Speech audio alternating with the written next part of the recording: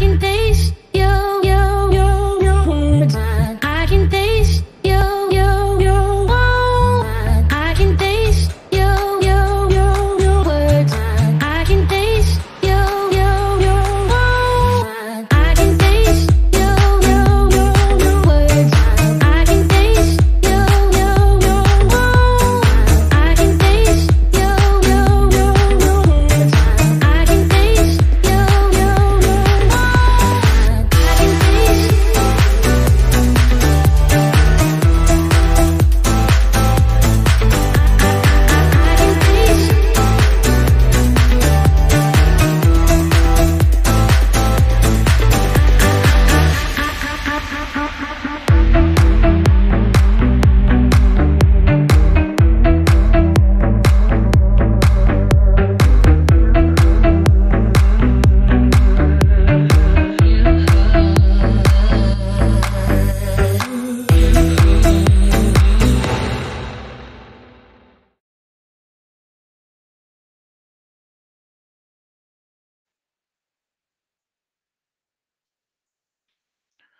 Teoría del todo. La ecuación inconclusa de Albert Einstein y Stephen Hawking. En este video vamos a hacer un resumen de la teoría del todo, es decir, la ecuación inconclusa de Einstein y Hawking. Entonces aquí está la ecuación que no pudo resolver Einstein ni Hawking. Esta es mi propuesta matemática. Así que el video tiene como propósito hacer una introducción a la comprensión de la ecuación. Entonces, básicamente, la fuerza electronuclear es igual a la gravedad menos h menos 1, todo eso elevado al cuadrado, más la masa, menos k menos 2, todo eso elevado al cuadrado, y todo eso es igual a la fuerza electronuclear elevado al cuadrado. La segunda ecuación es que el volumen de la gravedad es igual a 4 tercios de pi multiplicado por la fuerza electronuclear elevado al cubo. La tercera ecuación es que la materia es igual a la gravedad menos un ciclo más la fuerza electronuclear menos 2 ciclos. Y la última es que el volumen de la masa es igual a 2pi elevado al cuadrado, todo eso multiplicado por la gravedad y todo eso multiplicado por la fuerza electronuclear elevado al cubo. Así que esa es básicamente las 4 ecuaciones que no pudieron concluir ni Einstein ni Hawking. Así que esta es mi propuesta matemática para que sea sometida a juicio por aquellas personas que puedan presentar alguna otra ecuación que contradiga esta. Entonces, para eso he hecho un libro de cómo he llegado a la conclusión de esta ecuación. Así que lo he dividido como en 10 clases para facilitar su comprensión. Entonces, en la primera clase, digamos, se hace un análisis sobre el alcance y las limitaciones teóricas de la metodología y que se usa para las ecuaciones. Se analiza si puede ser superado a Albert Einstein. Se analiza cómo las ecuaciones en el pensamiento se forma, digamos, el concepto de forma y contenido. Vamos a ver las ventajas metodológicas de las ecuaciones, las desventajas metodológicas de las ecuaciones y las palabras en el pensamiento. Entonces, aquí vamos a analizar que las ecuaciones básicamente tienen ventajas y tienen desventajas a la hora de conocer el cosmos. Entonces, el cosmos se divide básicamente en 3 esferas: la naturaleza, la sociedad y el pensamiento. Entonces, para analizar cualquier fenómeno, primero se hace una pregunta, que es una hipótesis, después se analiza todo en sus partes y se llega a una conclusión, digamos, nueva sobre el fenómeno. Entonces, ese es el proceso que vamos a seguir para el proceso del planteamiento de la ecuación de la teoría del todo, la ecuación inconclusa de Einstein y Hawking. Entonces, básicamente, desde el punto de vista nosológico, pues hay que hacerse la pregunta, bueno, ¿será posible plantear esa ecuación? Y si es posible, ¿por qué no la ha podido hacer Einstein y Hawking? Bueno, yo trato de darle respuesta a esas preguntas a lo largo del libro y básicamente se resume a que es no pudieron hacerlo por un mal planteamiento del problema. Nada más, o sea que no le estoy restando genialidad ni créditos a lo que Einstein o Hawking hayan podido atribuir o contribuir a la física. Simplemente estoy diciendo y estoy abordando el problema desde un punto de vista del planteamiento.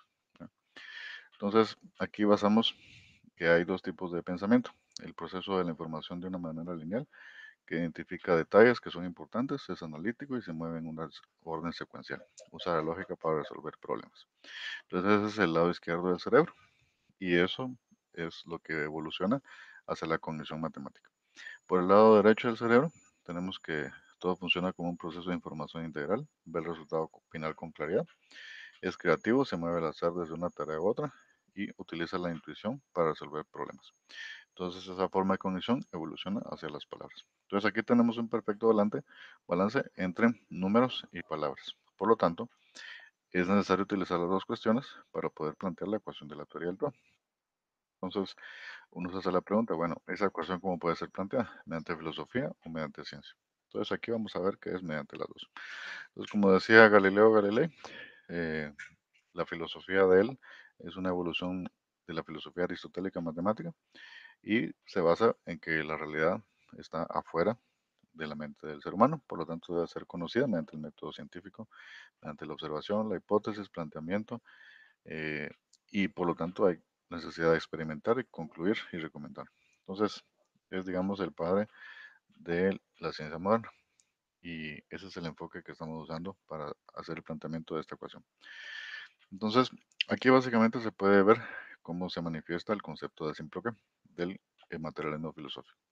Entonces, el conjunto universal es el conjunto formado por todos los elementos del tema tratado y se denomina universo y se representa mediante un rectángulo.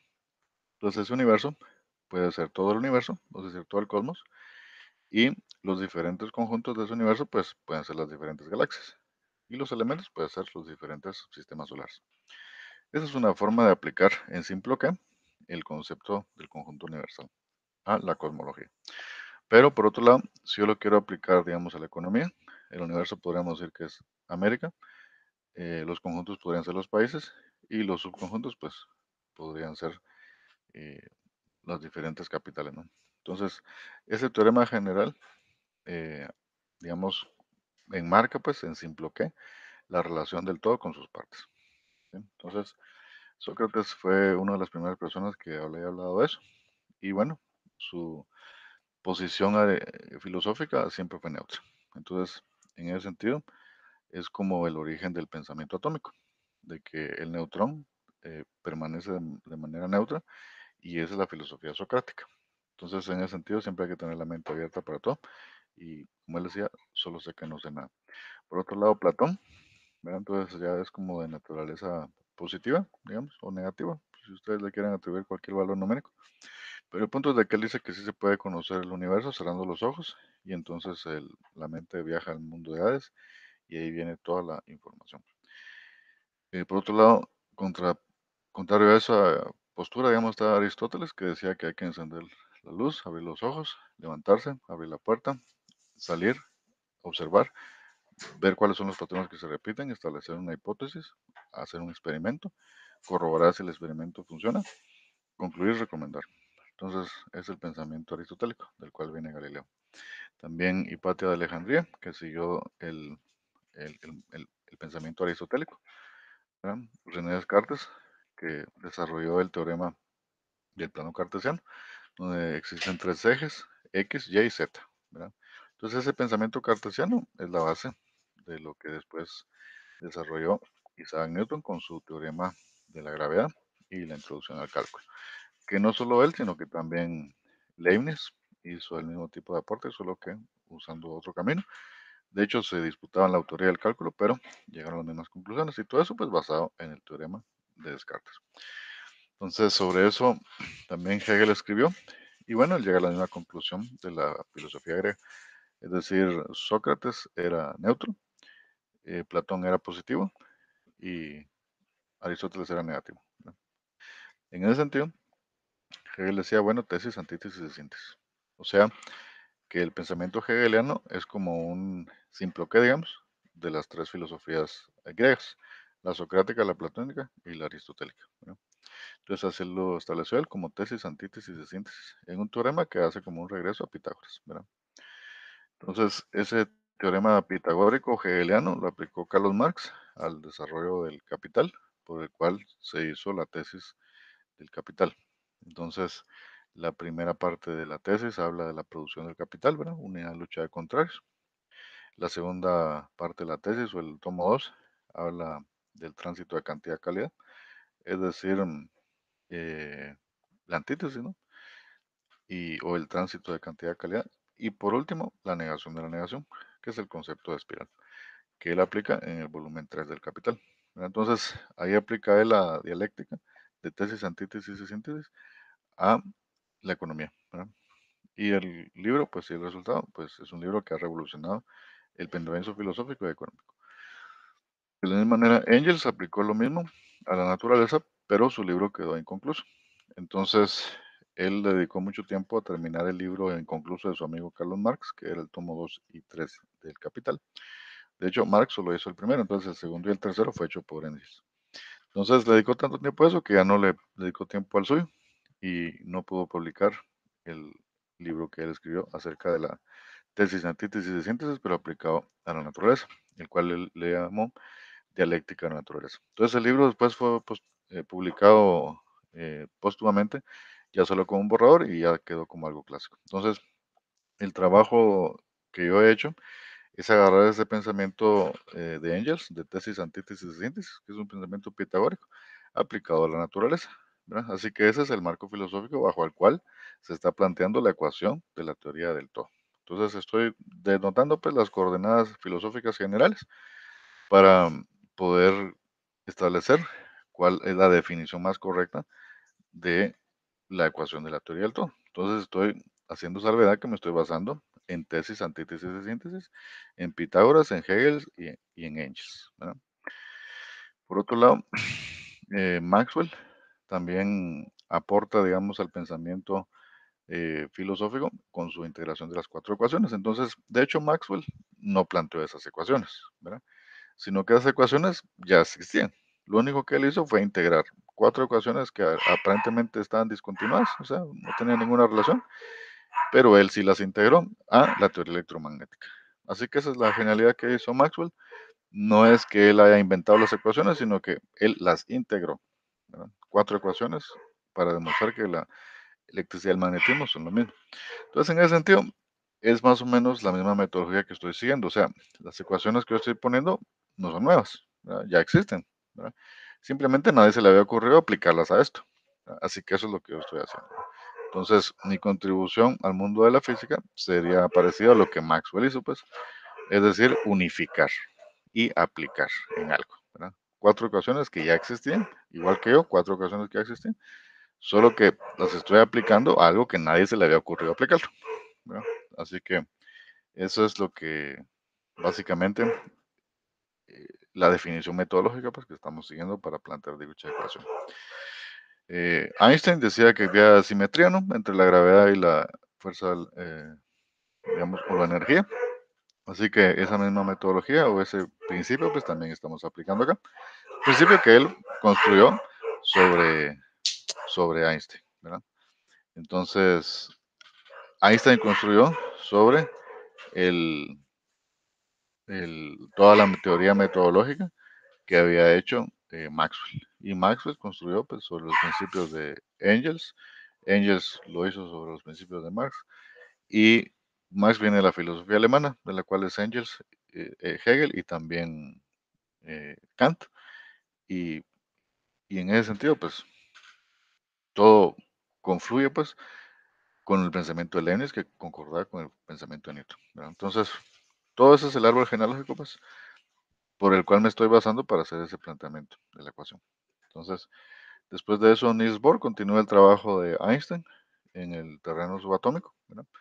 Entonces, ya para la época de Niels Bohr, pues había toda una nueva matemática. Entonces, lo que sucede es que para la época de Einstein, él quería hacer la ecuación de la teoría del todo, uniendo, digamos, la gravedad con la fuerza electromagnética, ¿verdad? Así que él en eso terminó sus días y no pudo concluir dicha ecuación, ¿verdad? ¿Por qué no pudo concluirla? Bueno, porque no estaba tomando en cuenta la mecánica cuántica. que es todo lo subatómico. Entonces, en ese sentido, pues, por eso es que él se metió en un agujero negro matemático. El propio Einstein, pues, o sea, se metió en un callejón sin salida. Por eso no pudo salir. ¿Por qué razón? Porque él no estaba considerando la mecánica cuántica, ¿verdad? Ese fue desarrollado por Niels Bohr y todo el montón de gente que trabajó en el proyecto Manhattan para desarrollar la bomba atómica.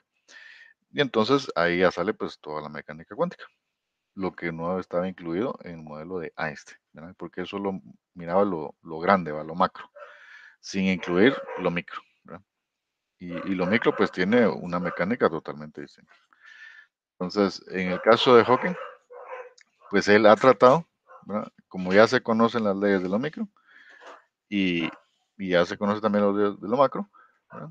Entonces él trató de hacer de alguna forma un planteamiento, pues, que una de esas dos. Y pues se murió y no pudo lograrlo. Entonces, yo aquí pretendo dar por concluido, digamos, lo que el profesor Hawking inició. Entonces, como uno de sus seguidores que soy, ¿verdad? Entonces, el señor Peter Higgs estableció un bosón hipotético, el cual fue ya probado, digamos, en el acelerador de partículas de Europa. Y eso, pues, completaría, digamos, un lado de la ecuación, que es la fuerza electronuclear, ¿verdad? Que tiene tres cosas. Por un lado, la fuerza eléctrica, por otro lado, la fuerza magnética, esas dos ya unidas y probadas por Maxwell, ¿verdad? Por otro lado, la fuerza nuclear débil y la fuerza nuclear fuerte. ¿Cuál es la fuerza nuclear fuerte? Las explosiones del Sol. Y la fuerza nuclear débil, pues lo que mantiene unidos todos los átomos de toda la materia. Entonces tenemos la fuerza nuclear débil, la fuerza nuclear fuerte y la fuerza electromagnética. Entonces esas tres fuerzas, digamos, unidas, son de naturaleza repulsiva, son de naturaleza blanca, son de naturaleza eléctrica, expansiva, ¿no? Y eso está comprobado por el bosón de Higgs, ¿verdad? Entonces, el modelo estándar de la física de partículas, pues, o la mecánica cuántica, analiza pues, la luz, ¿verdad? ¿En qué formas? En su más pura forma, ¿verdad? O sea, casi 300.000 kilómetros por segundo. Y por otro lado, en su interacción con su configuración electrónica de todos los diferentes elementos que hay, ¿verdad? Entonces, así pues tenemos eh, lo que dijo Higgs, ¿verdad? Que prueba que la fuerza electronuclear existe, ¿verdad? Y esa fuerza electronuclear pues sería la contraparte de lo que ya está probado que existe, que es la gravedad, ¿verdad? Explicada por Newton, reformada por Einstein, ¿verdad? Entonces la gravedad es de color negro. ¿Por qué razón? Porque ni la luz puede atravesar un agujero negro, ¿verdad? No resiste el halo gravitatorio y es de naturaleza atractiva. En ese sentido, ahí tenemos las dos partes del yin yang, ¿verdad? Lo blanco y lo negro, la fuerza electronuclear y la fuerza gravitatoria. Y todo eso, pues, balanceado en un Tao. Así que ya le vamos dando forma a cómo va a ir quedando la ecuación, ¿verdad? Tenemos dos cosas opuestas balanceadas, ¿no? En un tercero, ¿verdad? Entonces, los alcances y limitaciones históricas, bueno, ya que el cosmos es un concepto muy general y susceptible a interpretaciones metafísicas, es decir, oscuras, irracionales, fantásticas, sin estructura filosófica, pues es necesario definir los niveles conceptuales por medio de los cuales se abordará el estudio del cosmos. El ámbito temporal va a ser todo, en el ámbito espacial va a ser todo, y la esfera de la realidad objetiva pues va a ser la naturaleza, o sea, el cosmos. Entonces, la naturaleza, la sociedad y el pensamiento son las tres esferas. Y a pesar que en esta obra se hace referencia a aspectos sociales y aspectos del pensamiento, ¿ven? El principal enfoque es analizar todos los ciclos de la naturaleza a su nivel más general, es decir, el tiempo y el espacio, o sea, el cosmos, la formación de nebulosas, cúmulos de galaxias, sistemas solares, planetas, etc. Así que esos son los alcances, ¿verdad? Y las limitaciones teóricas, ¿verdad? Entonces, vamos hablando del universo, ¿verdad? Y nos vamos a limitar hablando pocas cosas sociales y pocas cosas del pensamiento, porque, ¿verdad? El enfoque es el universo. Entonces, la pregunta, ¿se puede superar a Einstein? Bueno, la respuesta es claro que sí. Eh, digamos, así como Galileo superó a Aristóteles en la concepción, digamos, heliocéntrica que había. Entonces, Galileo demostró que el Sol, de hecho, no es que esté dando las vueltas alrededor de la Tierra, sino al revés. La Tierra da vuelta alrededor del Sol. Entonces, en ese sentido, pues, así como Galileo superó a Aristóteles, ¿verdad? O Einstein superó a Newton, ¿verdad? O Niels Bohr superó a Einstein, o sea, Niels Bohr superó a Einstein ya. Y así, pues, o sea, en el mundo de la ciencia, todos son superados y esa es la máxima alegría de un científico, ¿no? Que haya otra persona que contradiga su punto de vista, ¿verdad? Porque si hay otra persona que contradice mi punto de vista, el único que gana es el lector y la verdad, ¿verdad? Porque ese es el método dialéctico, llegar a la verdad por medio del choque de opiniones. Así que en ese sentido, pues la respuesta es sí. Sí se puede superar a Einstein y sí se puede plantear la teoría del todo mediante un modelo matemático simple, lo cual es el propósito de esta obra, ¿verdad? Superar a Einstein y a Hawking. Entonces, las ecuaciones en el pensamiento, la forma, la semilla del concepto del determinismo, es porque las ecuaciones ven la estructura del universo. Entonces, el grado sensorial se divide en sensaciones, percepciones y representaciones. El grado sensorial es cuando uno mira la materia, ¿verdad? Entonces, la primera cuestión que pasa son las sensaciones. Las sensaciones después se transmutan en percepciones, ¿verdad? Y las percepciones se transmutan en representaciones que ya son recuerdos, ¿verdad? Entonces, ahí vemos pues cómo la materia impregna una huella en la mente del ser humano, ¿verdad? Y eso es a través del ojo. Y hay otros organismos que han evolucionado así, ¿verdad? Los trilobitas de antes del Cámbrico, ¿verdad? Ellos ya tenían ojos y no tenemos ni siquiera relación de ninguna estructura de ADN con ellos, más que a nivel, digamos, bioquímico, ¿verdad? Que tenemos los mismos componentes, ¿verdad? Carbono, hidrógeno, nitrógeno, oxígeno, pero no tenemos, digamos, la misma estructura genética y a pesar de eso, ellos desarrollaron ojos y también nosotros. Entonces, definitivamente la materia le gusta imprimirles eh, lo que sucede y dejar rastro. Entonces, eso es lo que sucede en nuestra cabeza, según Aristóteles, ¿no? Que nuestra cabeza tiene huellas de la realidad objetiva, ¿verdad? Entonces, esas huellas se aglutinan, digamos, pues ontológicamente en conceptos, juicios y razonamientos. Entonces, el sistema aristotélico de conocimiento básicamente se divide en la ley de identidad, A es igual a, o sea, dos concepciones que aparentemente son opuestas llegan a un tercero igual, entonces es porque están hablando de un fenómeno, ¿verdad? La ley del silogismo, es decir, A es igual a B es igual a C, por lo tanto A es igual a C. Es como decir, yo me parezco a mi hermano se parece a mi papá, por lo tanto, yo me parezco a mi papá. Es decir, dos objetos que son iguales a un tercero son iguales entre sí, ¿verdad?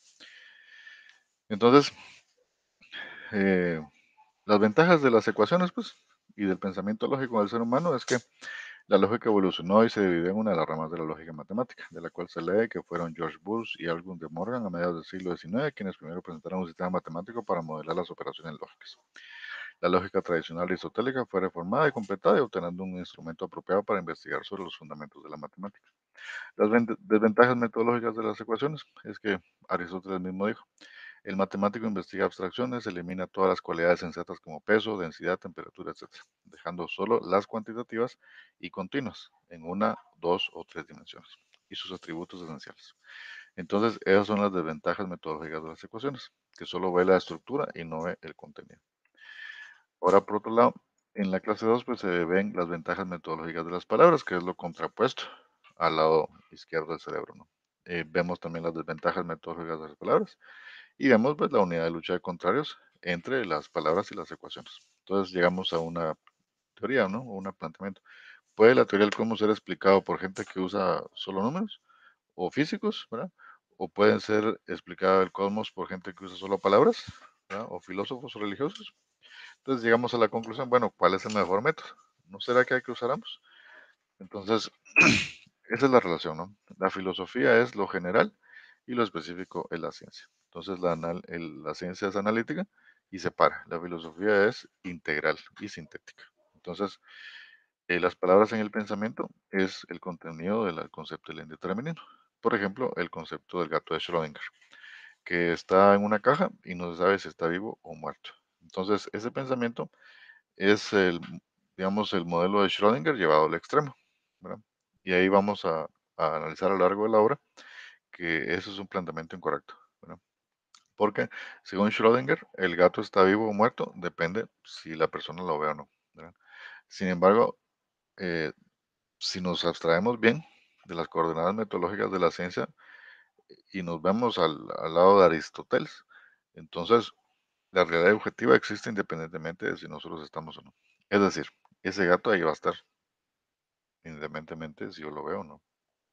O sea que ahí es un planteamiento ilógico que el gran científico Schrödinger estará haciendo. ¿verdad? ¿Por qué? Porque en Estados Unidos los científicos no estudiaron a Hegel, porque Hegel es un filósofo prohibido en Estados Unidos y en Inglaterra. ¿Por qué? Porque se considera pues que él es la semilla del pensamiento marxista, ¿verdad? Y es por eso que es prohibido. Pero enseñar eso, pues tesis, antítesis, de síntesis, es algo que a nivel de filosofía uno, para quien ha estudiado Hegel o otro tipo de filosofía alemana o matemática, pues es bien básico determinar de que lo que está diciendo Schrödinger es completamente ilógico, ¿verdad? Entonces, en la época de él no se podía comprobar eso fácilmente, ¿verdad? Pero ahorita sí, entonces agarran su gato, lo meten en una caja y ponen ahí su teléfono, ¿verdad? Y le quitan el wifi, ¿verdad? Para que no haya ninguna conexión y no haya ningún neocantiano que pueda argumentar. No, es que lo que sucede es de que había wifi y ahí se estaban transmitiendo las ondas. Quítenle el wifi, ¿verdad? Entonces pongan el teléfono sin wifi y metan al gato. Y se van a dar cuenta de que ahí está el gato. Y entonces, eso pues era difícil de hacer en la época de él porque no había smartphone, ahora sí. Entonces, el video va a revelar pues de que la animalidad del gato continúa independientemente de si la persona está o no. Entonces, ahí vamos pues corrigiendo los malos planteamientos que involuntariamente se han hecho solo los científicos, ¿verdad? O sea, los científicos, su especialidad es la especialidad, ¿verdad? Y la filosofía, su especialidad es la generalidad.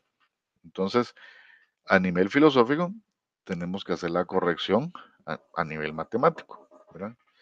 Y siempre del lado aristotélico, que es la filosofía que procesa Galileo, ¿verdad? Entonces, en ese sentido, las conclusiones científicas pueden ser correctas a nivel específico en tiempo y espacio, pero pueden ser incorrectas a nivel filosófico, ¿verdad? Porque a nivel filosófico ya operan otras leyes, ¿verdad? Entonces es como la arquitectura, ¿no?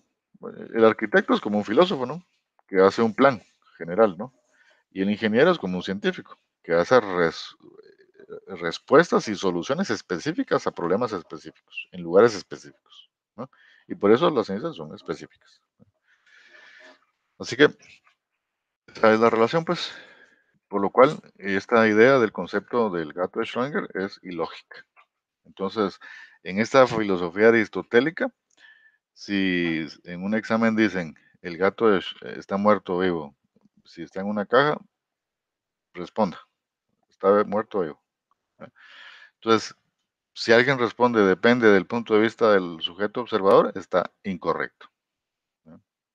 Porque eso lo pueden comprobar ustedes, así como les acabo de decir, con un teléfono. Por otro lado, las ventajas metodológicas de las palabras, ¿no? O sea, las desventajas es que una idea puede llevarse a un extremo, ¿no? Y si no se le pone orden matemático, puede convertirse en una falacia como esta. O otra, ¿verdad? Como lo del asunto de las religiones, ¿verdad? ¿Cuántas religiones hay? Bueno, depende de cuántas versiones de la Biblia hay. Entonces, ¿cuántas versiones de la Biblia hay? Imagínense, es una cantidad inmensa, pues. ¿Cuántas versiones del cálculo hay?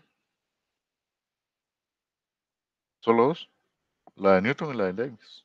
Pues, ¿por qué no hay más versiones de eso? Pues, porque es fácil hablar, ¿verdad? Pero es más difícil ordenar ese pensamiento en una estructura lógica. Y esa estructura después se puede utilizar para hacer generalizaciones matemáticas. Entonces, a donde quiero llegar es que cuando se usa sola palabras, ¿verdad? Entonces no se puede determinar qué es la verdad. Y por lo tanto, surgen nuevas religiones, hasta de gatos o de cualquier otra cosa, porque no se le puede poner un límite, ¿verdad? El límite ya depende de la persona, ¿verdad? Y como es una infinidad de personas, pues imagínense, no tiene límite. La interpretación universal, ¿verdad? Entonces, eh, la ventaja de las palabras, ¿verdad? Es que expresan ideas, sentimientos, emociones, movimientos, relación entre cantidad y calidad, es decir, todas las cosas que las ecuaciones no pueden. Los números son estáticos, las palabras llevan movimiento, los números son inmutables, las palabras son cambiantes de lugar en lugar, periodo histórico a otro periodo histórico. Ahora, las desventajas es lo que dijimos, ¿no? Que metodológicamente las palabras es cuántas traducciones de la Biblia hay. No genera cada traducción una nueva iglesia. Las palabras son tan específicas al tiempo y lugar e incluso a la persona que hay diferentes interpretaciones del corpus, ¿verdad? Entonces, unidad dialéctica de las ecuaciones y las palabras, o sea, forma, contenido. Hagamos un resumen. todo comienza con la relación entre los fenómenos materiales llamados forma y orden, o sea, contenido y caos, los cuales se dan en la naturaleza, independientemente del ser humano. Y esta relación contradictoria se puede representar en el siguiente esquema, donde F es la forma y C el contenido. Entonces, forma se transmuta en contenido y el contenido se transmuta en forma. Es decir, el esqueleto se transmuta en contenido cuando empieza a cambiar y se le empieza a agregar nervios y músculos y todas las demás cosas en el proceso de un embarazo, por ejemplo. Y regresa a la forma nueva cuando nace. Entonces, tenemos la forma original, la forma de contenido cuando está evolucionando y la nueva forma cuando nace. Entonces, así es como se da, pues, forma, contenido, orden y caos. Entonces, puede la teoría del cosmos ser explicado por los físicos, es decir, científicos especialistas que solo usan ecuaciones. Bueno, aquí hacemos una crítica a la segunda ley de la termodinámica. Entonces, ¿pueden las computadoras que se basan en un lenguaje binario de 0 y 1 representar la realidad? No digo que no se pueda, simplemente que dicha representación es imperfecta, lineal, estática. El mundo material no es lineal ni estático y ese aspecto de la realidad es mejor explicado con palabras que con números. Y no estoy diciendo ni más ni menos que eso. Entonces, por ejemplo, la termodinámica, decía Lord Kelvin que había más caos que orden en el universo. Y eso pues evoluciona la teoría de la entropía.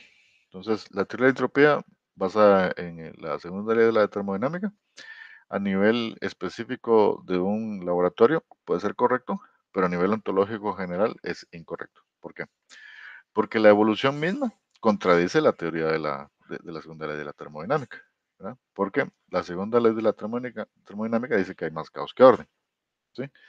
Y si eso fuera posible, entonces la evolución no sería posible.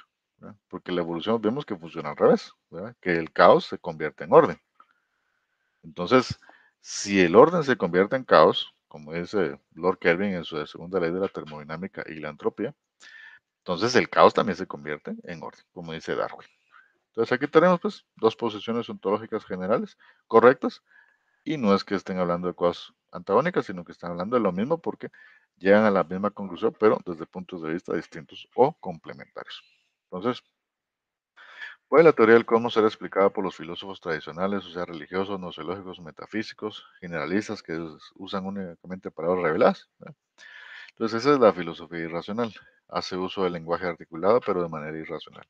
Eso se da cuando el pensamiento humano se divorcia de la práctica social, dando paso a la formación de la filosofía idealista.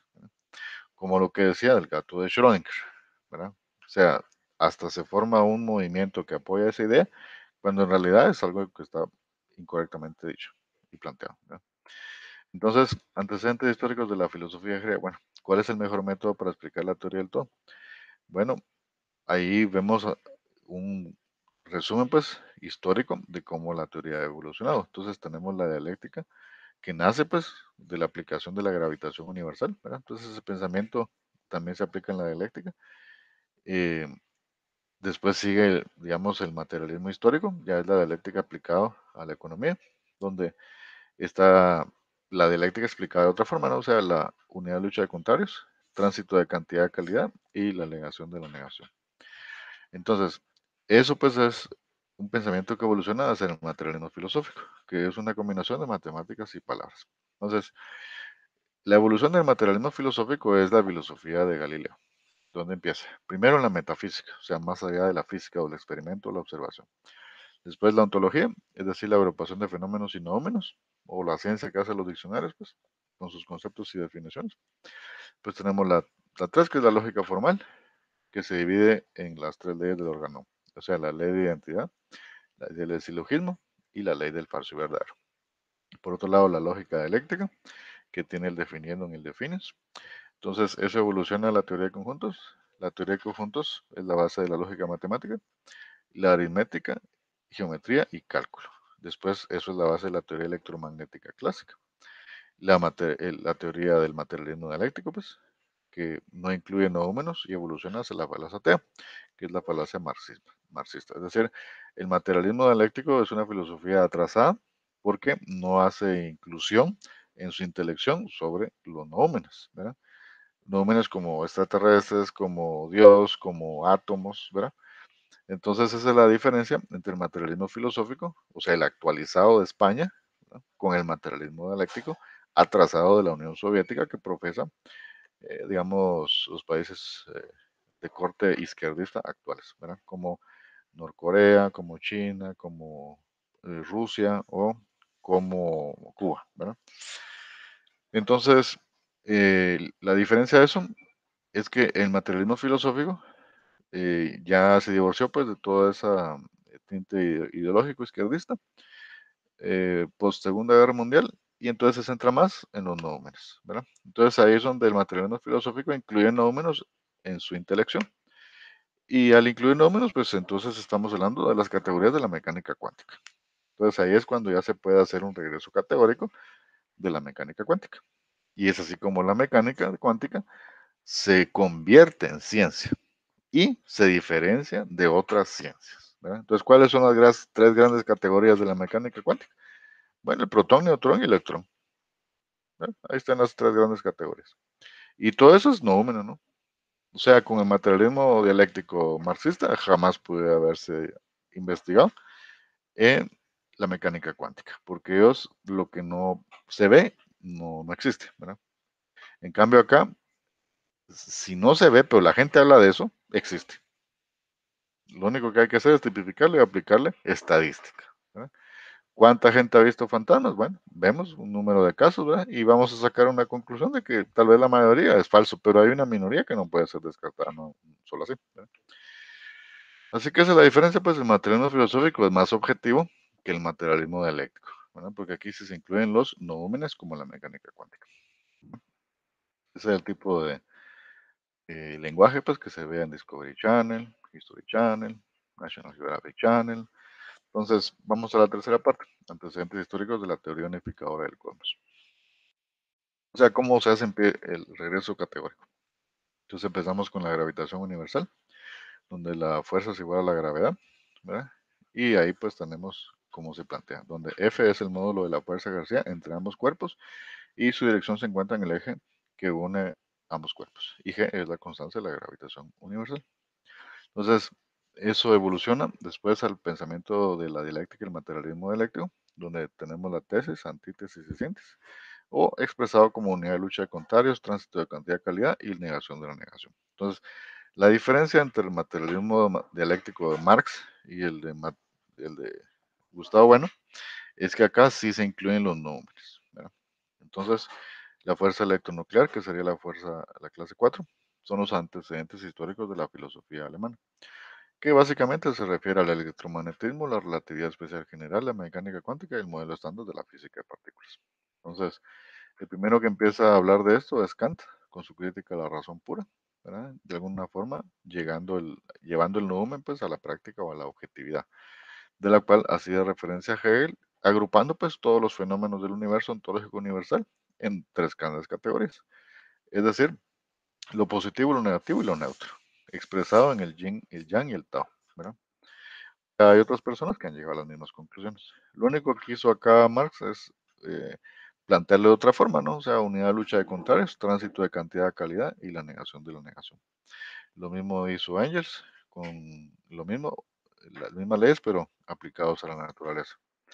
Ahí tenemos a Maxwell con sus cuatro ecuaciones que ya dije, no las planteó él, sino que la primera es la ley de Gauss, la segunda es la ley de Faraday, la tercera es el flujo del campo magnético y la ley de Ampere. Entonces, lo único que hizo él fue aplicar estas leyes generales a la teoría electromagnética, ¿verdad? Entonces, ese es básicamente el aporte de él. Entonces, parecido es el aporte que yo hago, porque no estoy proponiendo ecuaciones nuevas, sino que ecuaciones que ya existían. Simplemente los estoy integrando de una forma que a nadie se le había ocurrido y aplicándolos de una forma que a nadie se le había ocurrido, ¿verdad?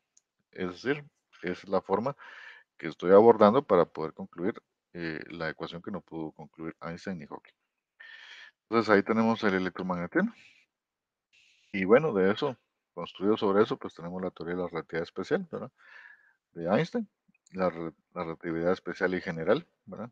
Es decir, Einstein reformó la gravedad y la energía, digamos, y su forma de verlas. Y en ese sentido, pues corrobora pues la objetividad del planteamiento newtoniano de Leibniz, ¿verdad? Y también por otro lado, sienta las bases para el nacimiento de la mecánica cuántica, ¿verdad? Entonces, Ahí es donde empieza a hacerse el regreso categórico, pues, de la mecánica cuántica. Entonces, ese es el proceso de la intención, pues, de este libro, poder hacer un regreso categórico de la mecánica cuántica, ¿verdad? Para poder hacer ese planteamiento de la teoría inconclusa de Einstein y Hawking. Entonces, tenemos el modelo estándar de la física de partículas como está ahorita, que tenemos la fuerza electronuclear que se divide en la fuerza de color y en la fuerza electrodébil. La fuerza de color es la fuerza fuerte, o sea, las explosiones del Sol, ¿no?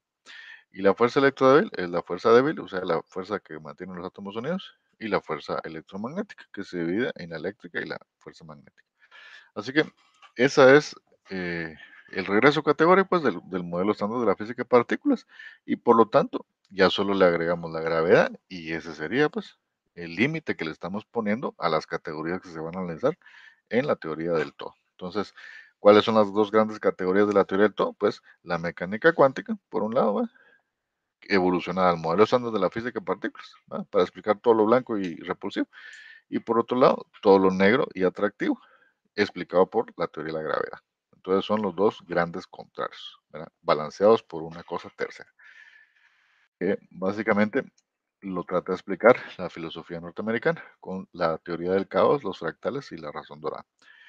Eh, Después, el bosón de Higgs también trata de explicar precisamente ese balance pues, que existe en el modelo estándar de la física de partículas, balancea la luz, ¿va? Y ese balance supuestamente ayuda al balance gravitatorio. Entonces tenemos dos fuerzas antagónicas balanceadas todas por la partícula de Dios, ¿verdad? Y si no todo, pues por lo menos la parte repulsiva o blanca o de la fuerza electronuclear.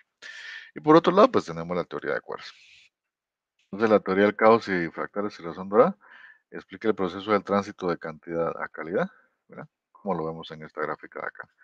Cómo la cantidad se transmuta en calidad o cómo la calidad se transmuta en cantidad, ¿verdad? Como por ejemplo los antílopes que van cruzando el Serengeti, se agrupan, existe una contradicción y se empieza a multiplicar la contradicción hasta que llega un salto cualitativo, ¿verdad? La cantidad se transmuta en calidad.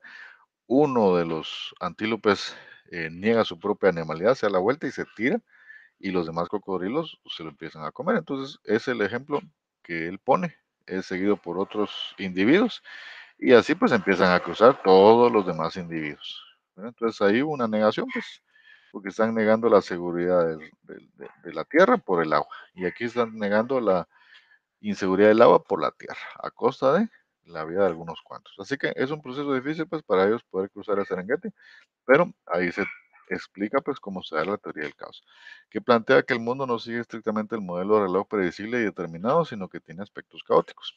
Y es la denominación popular de la rama de las matemáticas y la física, que trata cierto tipo de comportamientos impredecibles de los sistemas dinámicos. Entonces aquí hay un ejemplo de cómo el caos se transmuta en orden según los modelos matemáticos del ingeniero Mendelbrot. Y todo esto está regido bajo el número phi. Así que es básicamente la teoría de Mendelbrot, la cual constituye pues la base de la teoría computacional. Pues, sobre esa misma línea de pensamiento de que el caos tiene que tener un orden, pues ahí sale Peter Higgs con el planteamiento del bosón Higgs. Y entonces ahí tenemos balanceada la teoría de cuerdas para tener, digamos, una explicación de cómo el caos y el orden, o cómo lo negro y lo blanco, o cómo lo de arriba y lo de abajo, o cómo lo gravitatorio y lo de la fuerza electronuclear se pueden eh, balancear en una tercera cuestión, ¿verdad? En un tercer ente. Entonces, esa es la teoría M, pues, la construcción sobre la teoría de cuerdas, ¿verdad? Y bueno, ahí pues ya llegamos a un límite físico, pues, y ahí tenemos que empezar nuevamente con la metafísica. Entonces ahí han surgido otras propuestas. No soy la única persona que ha tratado de formular esa ecuación inconclusa de Einstein, ¿verdad? Han habido otros modelos y también muy buenos, por ejemplo este de la teoría del todo excepcionalmente simple de Garrett Dice, o la teoría M, ¿verdad? Del físico Witten. Entonces, eh, el punto es de que hay un fin aquí en cuanto a lo teórico y empezamos ya a, a divorciarnos pues del marco metodológico, ¿no? ¿Verdad? O el marco histórico. Y ahora ya empezamos a definir pues cómo esa individualidad empieza a eh, codeterminarse y hacer una multiplicidad heterogénea de toda la existencia. Y todo empieza con el ente, que hasta ahorita, si agrupamos todo el pensamiento filosófico racional, podemos decir que así como decía Pitágoras y Hegel, tesis, antítesis y síntesis. O sea, tenemos que agrupar todo en esas tres categorías grandes, ¿verdad? Entonces, ahí tenemos los primeros, eh, digamos, entes pues, que hay que analizar. Primero es el ente en sí mismo. ¿Qué es el ente? Bueno, el ente es todo lo que hay. El ente es mi reloj, es la camisa, es la computadora, es el sistema solar, es el átomo, es el amor. O sea, el ente es todo lo que hay, todo lo que se le puede definir, ¿verdad? Si quieren ver cuántos entes hay, pues vayan al diccionario. Ahí van a ver todos los entes que hay, ¿verdad? Entonces tiene su concepto, su definiendo y su definiens, ¿verdad? Su definición. Entonces, ese es el ente, ¿verdad? Entonces, todo ente tiene dos partes, ¿verdad? Una materia en reposo y una materia en movimiento, ¿verdad? Que aquí podríamos decir que es la materia y la antimateria, o el reposo en general y movimiento en general, el orden y el caos, ¿verdad? Entonces, aquí tenemos tesis, antítesis y síntesis. Y la unión de esos tres, pues, es algo ahí en medio. Ese es otro modelo filosófico de contemplar cómo es la relación general ontológica en general de todo el universo. Y vemos que básicamente se parece al átomo, ¿verdad? Así que así fue, pues, fue deducido el modelo atómico de Demócrito, ¿verdad? Tesis, antítesis y síntesis, ¿verdad? Neutro, positivo y negativo, protón, neutrón y electrón. Entonces, la teoría M, pues, es una extensión de esa idea, pero en el sentido de que todos son cuerdas. Las partículas subatómicas, pues aquí no serían partículas, sino que serían cuerdas subatómicas, ¿verdad? Entonces, aquí tenemos otro planteamiento de la teoría del todo. No usa cuerdas y no usa partículas, sino que usa una figura geométrica. Entonces, según el físico Garrett Lisi, pues la teoría del todo se explica mediante la figura E8, ¿verdad? Entonces, es otra forma de abordar el mismo problema, ¿verdad? Y da una solución, pues igualmente satisfactoria, ¿verdad? Porque está basado en un modelo matemático. Y aquí está el modelo matemático de Garrett Lisi y la figura E8 y la teoría del todo según él, ¿verdad? Entonces, el modelo filosófico del cosmos. Empecemos acá con el ente, ya con la explicación basada en todo lo anterior que hemos dicho, que básicamente es desde el pensamiento griego hasta el pensamiento de Garrett Lisi, ¿verdad? Entonces, ahí es donde se termina el marco teórico, digamos, pues, y aquí empezamos ya a plantear. ¿Plantear qué? Pues el modelo matemático que yo estoy diciendo, que es la conclusión de la teoría inconclusa de Einstein y Hawking. Entonces, teniendo eso en cuenta, ¿qué rescatamos del planteamiento? Bueno, tesis, antítesis y síntesis, ¿no? La fuerza electronuclear que es repulsiva, la fuerza gravitatoria que es negativa y la fuerza neutra que hace balance, o el Tao según los orientales, ¿no? Entonces, ese es el ente.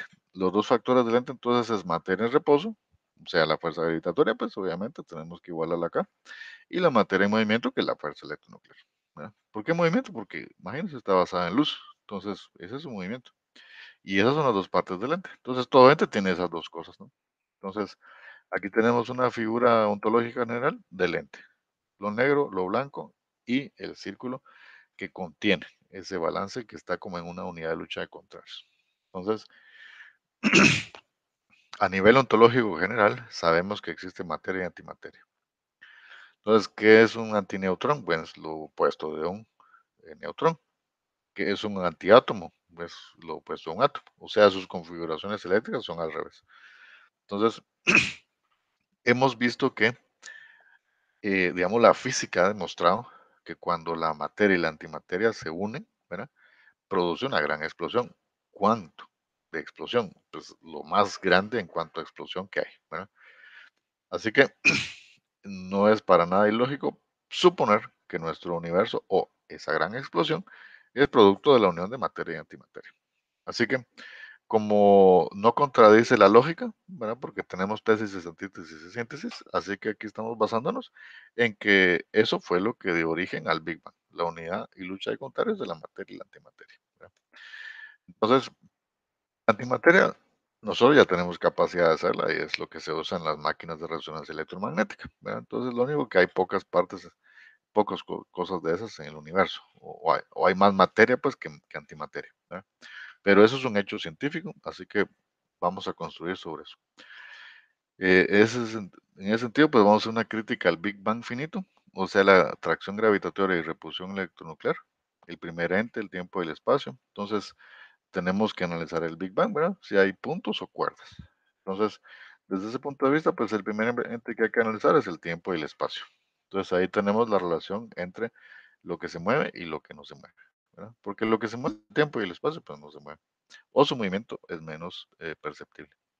Entonces tenemos por otro lado puntos o cuerdas, partículas u ondas. Entonces, ¿existió el Big Bang?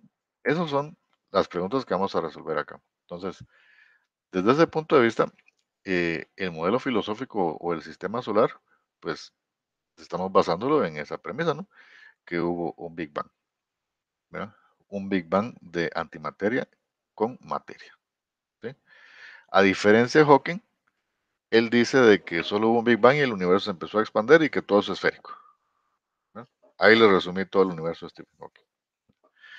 Ahora, el universo que yo propongo es como el de Garrett Lise o como el de Witten, de la teoría M. Es decir, que no hay un Big Bang, ¿verdad? Sino que hay un toroide, ¿verdad?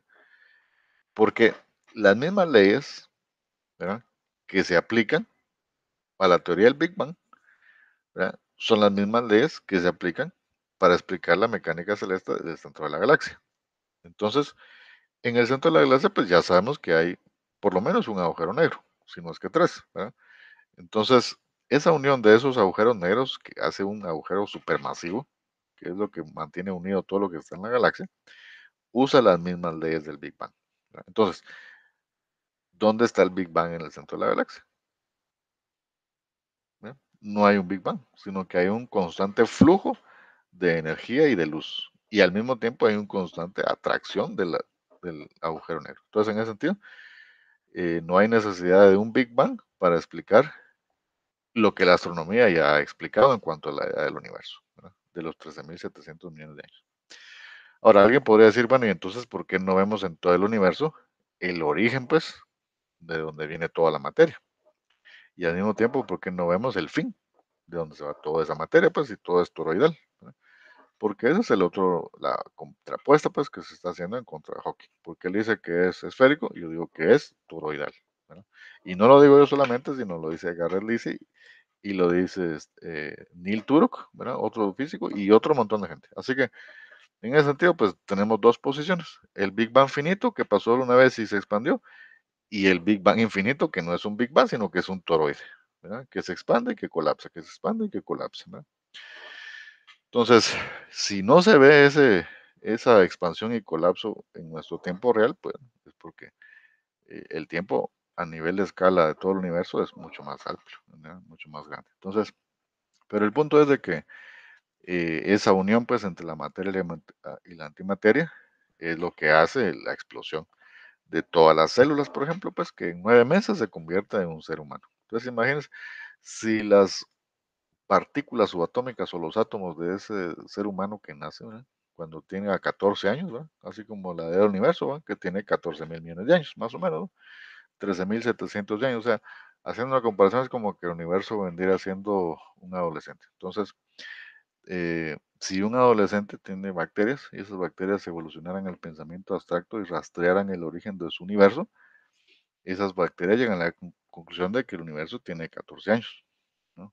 Pero que los primeros 9 años de vida hubo una como gran explosión geométrica de células, ¿verdad? Y que todo se resume al momento de la concepción, ¿verdad? Entonces, esa sería la concepción abstracta de un par de células hablando entre sí, ¿verdad? Y si eso usamos la escuadra del compás para traerlo a esta realidad, pues tenemos que admitir sobre Pujados que posiblemente es la misma situación acá. Es decir, que un universo de materia y antimateria se unieron y esa unión provocó el Big Bang y ese universo empezó a acelerarse de manera dramática al principio, pero después redujo su crecimiento hasta el momento en el que estamos, que ya no está creciendo mucho, ¿verdad? Sigue creciendo, pero ya no mucho, ¿verdad? Así que el modelo toroidal también explica lo mismo, usando las mismas leyes que se usa para el Big Bang finito, ¿verdad?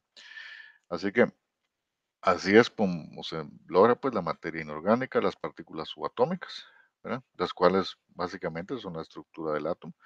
El átomo es la estructura de las moléculas, ¿no? Varios átomos hacen moléculas, las moléculas hacen elementos, y los elementos hacen estrellas, agujeros negros, sistemas solares, etcétera, etcétera, ¿verdad? Así que tenemos pues la materia inorgánica o en reposo relativo. ¿verdad? Contrario a la materia orgánica. Eh, Contrario a la materia orgánica. O sea, la materia inorgánica, ¿verdad? Es lo que está en reposo relativo. Entonces, por ejemplo, las partículas subatómicas, ¿no? Tenemos electrón, neutrón y protón. Tenemos el átomo, tenemos las moléculas, tenemos los elementos, ¿verdad? Y entonces, ya con los elementos, estamos hablando de estrellas y agujeros negros. Entonces, las estrellas hay de varias categorías, pues pequeñas, medianas y grandes. Entonces, las pequeñas queman todo su hidrógeno y se vuelven como en enanas marrón. Y cuando se les acaba el hidrógeno, se vuelven en enanas blancas, ¿verdad? Las estrellas que son un poquito más grandes, entonces queman todo su hidrógeno y su helio y cuando colapsan se convierten en estrellas de neutrones, ¿verdad? Y puede pasar por un momento de que se conviertan en cuásar, ¿verdad? Y las estrellas más grandes, las supermasivas, pues cuando están acabándose el hidrógeno y el helio, pues empiezan a fusionar hierro. Y eso hace que toda la estrella colapse y se forme un agujero negro. Y ahí pues salen todos los elementos disparados a todo el universo, ¿no? Y ahí es donde se empieza a irrigar los elementos para que se forme la vida. Entonces, así se forman los sistemas solares, ¿verdad?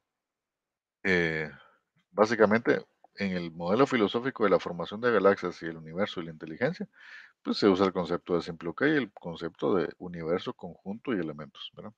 Eh, entonces, tenemos las galaxias, ¿verdad? Supercúmulos de galaxias, ¿verdad? Que son, digamos, las galaxias son elementos y los supercúmulos son como conjuntos, ¿verdad? Y todo metido en el mismo universo. La materia oscura y la energía oscura, que es lo que más hay en el universo. Eh, Universos paralelos, pues, desde el punto de vista filosófico que lo abordamos aquí, pues por supuesto que sí. No tiene ninguna parte ilógica pensar que hay, porque de hecho nuestro universo, si se originó por un choque de materia y antimateria, es porque hay otros universos, donde quizás haya más antimateria que materia, ¿verdad? Entonces, en ese sentido, bueno, el Big Crunch, ¿qué es? Bueno, es cuando el toroide deja de tener eh, autosustentación, pues, y muere, ¿verdad? Entonces el universo también le va a pasar lo mismo, pues, va a morir como el universo de mi cuerpo, ¿verdad? Porque el universo mío también es un universo subatómico, ¿verdad? Toroidal, ¿verdad? Que topológicamente es igual que un toroide. Entonces, así es, pues, que hay diferentes universos. Entonces, la materia orgánica, que viene de la inorgánica, ¿no? Y la materia orgánica, pues, evoluciona a la sensación. Entonces, tenemos la formación de las galaxias, de los supercúmulos de las galaxias, la energía oscura y la materia oscura, ¿verdad? En los universos paralelos, que ya vimos que sí hay, ¿verdad? O es al menos un concepto lógicamente filosófico.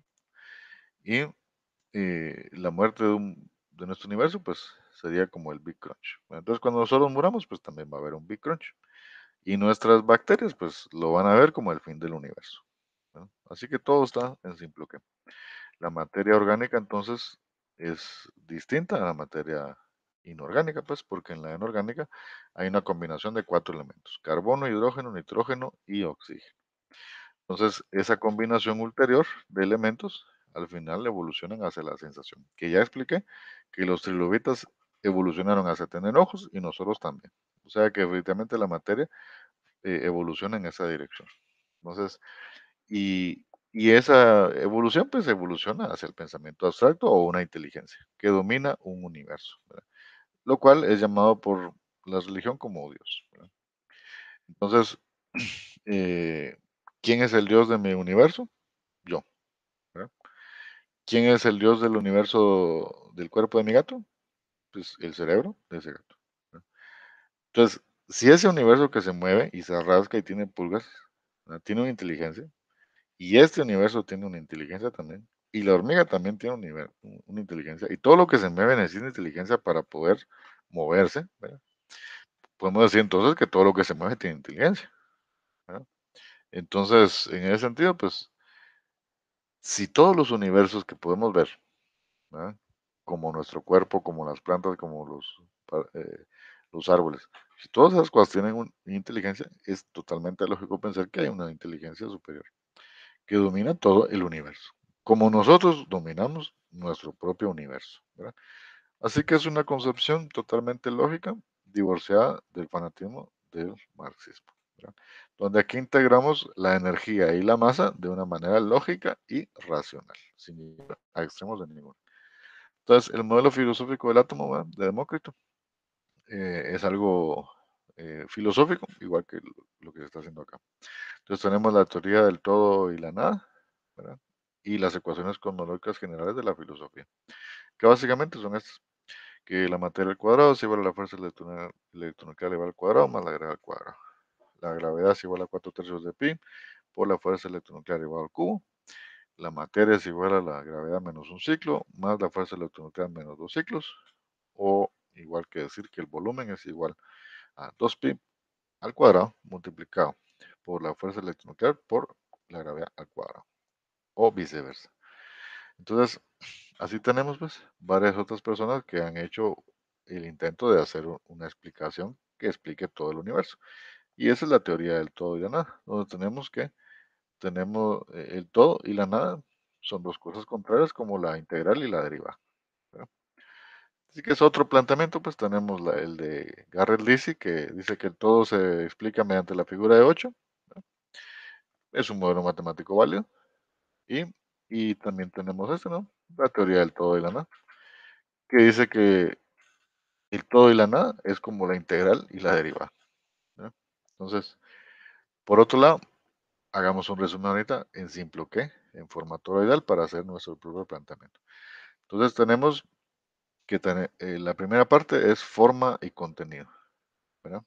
Eh, que se podría ver aquí como contenido, ondas, contrario, separado, cantidad, calidad.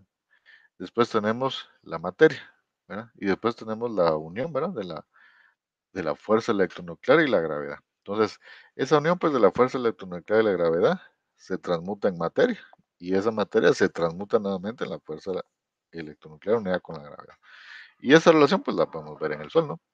Entonces, tenemos que el halo gravitatorio hace que todo el hidrógeno se concentre y esa fricción hace que exista la parte, digamos, eléctrica o estática, y eso es lo que empieza a generar la energía nuclear débil y fuerte, ¿verdad?, que hace que todo el Sol brille. Entonces ahí tenemos pues como la gravedad es la misma que mediante la fricción y la estática genera la explosión.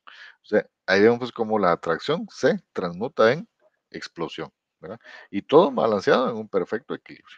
Entonces aquí tenemos pues eh, la fórmula general del surgimiento de una estrella, ¿verdad? Entonces tenemos fuerza electronuclear gravedad, transmutada en materia, transmutada en fuerza electronuclear gravedad, pero con un apóstrofe, lo cual se transmuta en más materia, lo cual se transmuta en más energía, lo cual se transmuta en más masa, lo cual se transmuta en más energía, más masa, más energía, y ese proceso al infinito, ¿no?, hasta que el mismo sistema se autorregula, ¿no?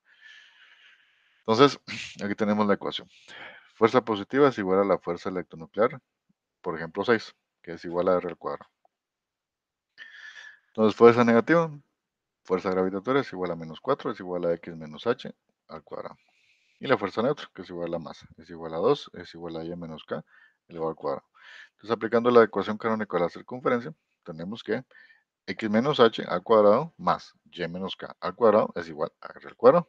Entonces, donde H es igual a un punto cualquiera y K es igual a un punto cualquiera. Entonces, tenemos que la gravedad menos H al cuadrado más la masa menos K al cuadrado es igual a la fuerza electronuclear elevado al cuadrado. Y aquí tenemos la representación geométrica de cómo sería la relación entre esas dos fuerzas antagónicas, usando un simple eh, principio pues, pitagórico, ¿verdad?, que se le olvidó a Einstein y a Hawking, ¿verdad?